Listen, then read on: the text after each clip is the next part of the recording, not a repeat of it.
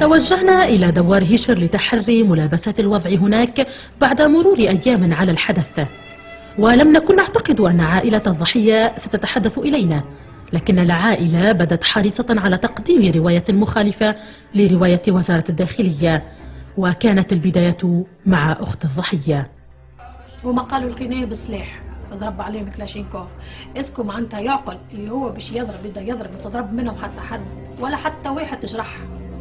انتم كيف تشوفوا التراس نتاع الدار ظهر العمليه هما داخلين من برا، اختي مقتوله ورا الباب، اختي خاطرها منقطه باش نقول لك معناها حبت تستر روحها مشيت ورا الباب ديريكت باش تتخبى ولا قتلوها ورا الباب ديريكت، ومكركرين وفما التراس نتاع واحد مكركر بتن عبد حتى الباب البراني. رضا المفقود إلى حد الآن ولا يعرف أحي هو أم ميت. كان رجلا صالحا، ذلك ما تدعيه عائلته، وتقول إنه لا يمكن تخيل امتلاكه أسلحة مثل ما ذهب إلى ذلك الأمن. 24 طلقة رصاص، 8 في صدرها هي، في كرشها هي مضروبة 8 طلقات، والباقي في الحي في بيت النوم وفي بيت الصالة.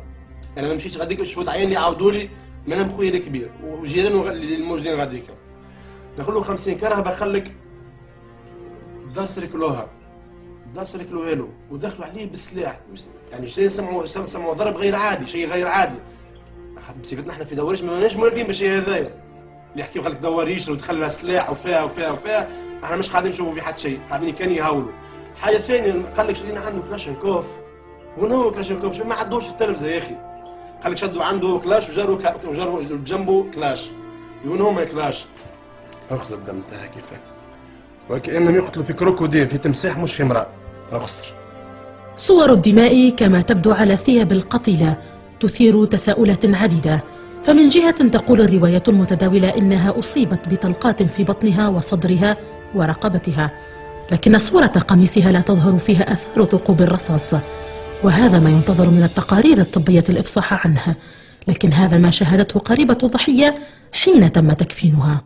رأسها مسكينة محلول على شيرتين، ريت العظمة المروبة هكاك ما تنجمش تركح راسها، راكين لها بالسيف باهي التحتاني، يعني الكفة متاعها التحتاني يعني مكسور، هذايا سميها الكل مكسر، كلها مكسرة مسكينة فهمتني باهي، وكله محلولة في الصدر هذاك تشريح ولا لا باهي.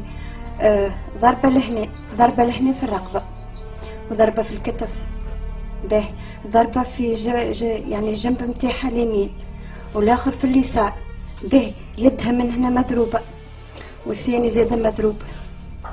صباحها هذايا يعني كأساس واحد متشمت فيها الله يرحمها مكسور، والخراج العظم ورجعوه لها وخيطوه لها. فرجت عمرها شهرين، لقاوة أمه تغطس في الدم. عمر أخو الضحية كان في الإيقاف، وحين وصل وجدنا في انتظاره.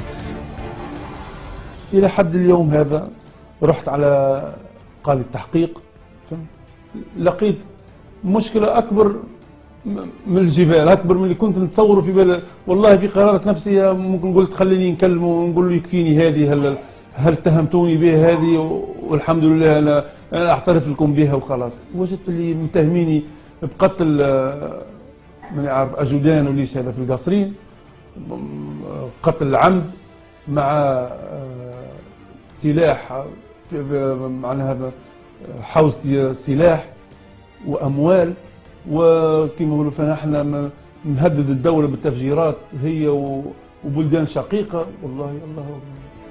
وبالانتقال إلى مسرح الواقعة وهو منزل الضحية وزوجها، صاحبتنا إلى المنزل كل من أخت الضحية وأخت الزوج، فتحت لنا الباب وكانت الصورة.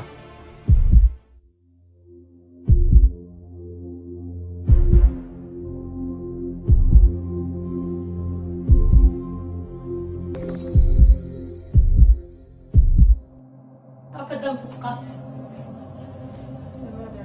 دم ورا الباب، واختي مكركره اللي جاني ما شفتوها، دم اختي ورا الباب ضاع.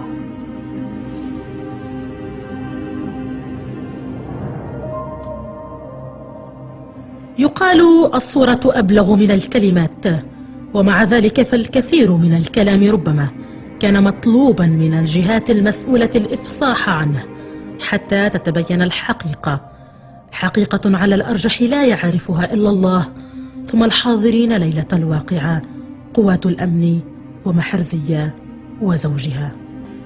رواية تذهب إلى اعتبار ما حدث تطبيق للقانون من أجل حماية الأمن والمواطنين من مخططات قالت إنها إرهابية إجرامية، ورواية جديدة اعتبرتها جريمة قتل بشعة انتقامية راح ضحيتها بريئان لترتفع حصيلة القتلى في المنطقة في غضون 2 إلى 4 أفراد. أما الحقيقة فيجهلها الجميع. نادية فارس، قناة المتوسط، من منزل الضحيتين بدوار هيشر.